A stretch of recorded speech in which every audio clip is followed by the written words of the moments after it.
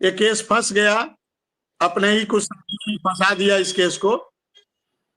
लेकिन अब चूंकि आज वो सारी बाधाएं दूर हो गई है और अब ये केस सुनवाई में जाएगी, और हम लोग प्रयास करेंगे कि इसकी जल्द से जल्द सुनवाई हो, उत्तर प्रदेश के अनुदेशकों को एक अच्छी खुशखबरी मिले, क्योंकि हम कंटिन्यू टिल डेट के लिए लड़ रहे हैं। मार्च 2017 से टिल डेट हम लोग का 17,000 का जो बैलेंस है उसका भुगतान हो, यही हम लोग का माननीय सुप्रीम कोर्ट में केस है।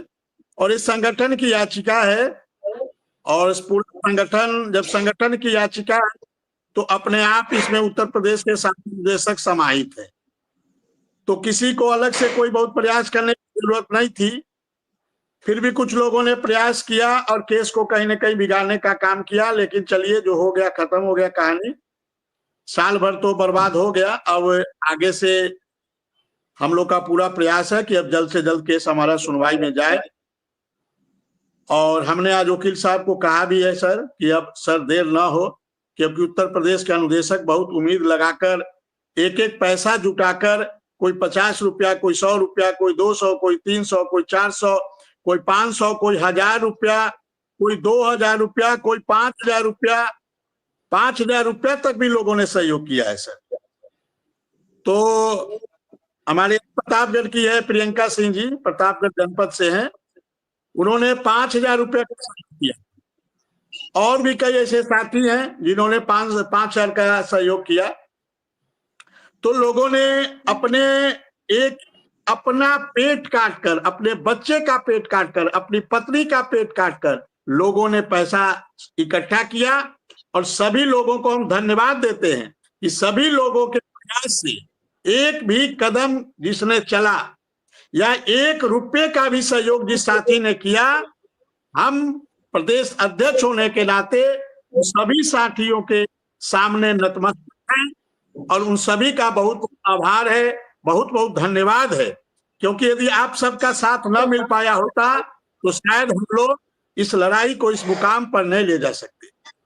क्योंकि माननीय सुप्रीम कोर्ट में कुछ लोगों ने बिल्कुल विक्रम सिंह अभी अभी अभी आपसे और कुछ बातें भी करनी है। हमारे साथ नीलम गौर हैं, पवन कुमार गोलियां जी हैं, शिक्षा मित्र, उनका भी स्वागत है। और नीलम जी से पहले पूछे, नीलम जी क्या कहना चाहती हैं, फिर पवन जी के पास पहुंचेंगे, क्योंकि शिक्षा मित्रों की भी कल कोर्ट में सुनवाई है और शिक्षा मित्रों के भी कई केस सुप्रीम कोर्ट में चल रहे हैं। मैं चाह रहा था कि पवन जी से बात हो और उन केसों के बारे में विस्तृत बातचीत हो, क्योंकि कल की सुनवाई बड़ी महत्वपूर्ण है।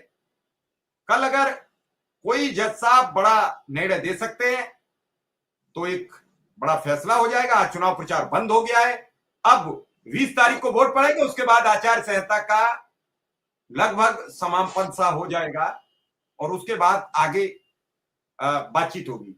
जी नीलम जी क्या कह रही हैं? हाँ सर नमस्कार। मैं ये कहना चाह रही हूँ कि हमें 24 साल हो गया शिक्षा मित्र में नौकरी करते। समस्याएं बहुत बड़ी आई चली गई फिर भी वो समस्याएं से कठिन आज है। हम लोग तो हमेशा ऐसा लगाए रहे कि चलो आज नहीं तो कल होगा।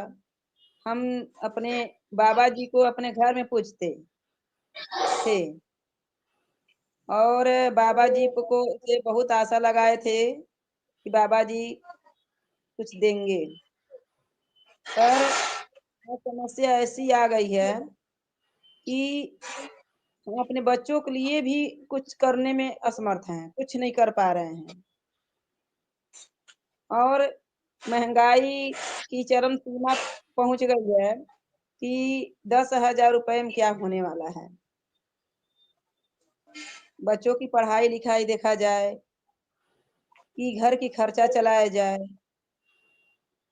और हम लोग जो है शिक्षा मित्र कुछ नहीं कर पा रहे हैं, चाह कर भी अपने बच्चों का भविष्य नहीं बना पा रहे हैं। अपनी भविष्य तो बिगड़ी ही। सर आपसे मैं क्या बताऊं, हमने सीएसएफ में थे और हम सीएसएफ की नौकरी की रिजाइन दे करके हम शिक्षा मित्र में आए। हमको नहीं पता रहा कि कितना बढ़िया ये नौकरी है। हम जो है दूसरे के कहने पर और हमको शुरू से ही हमको बहुत ये था कि मैं बच्चों के बीच रहूं, बच्चों का सेवा करूं। आज भी हमको बहुत अच्छा लगता है। मैं पूरे समय नीलम जी किस पद पर थी? सिपाही के पद पर थी? किसके पद पर थी? अब तक तो लगभग सब मैं इंस्पेक्टर बन चुकी होती हैं आप।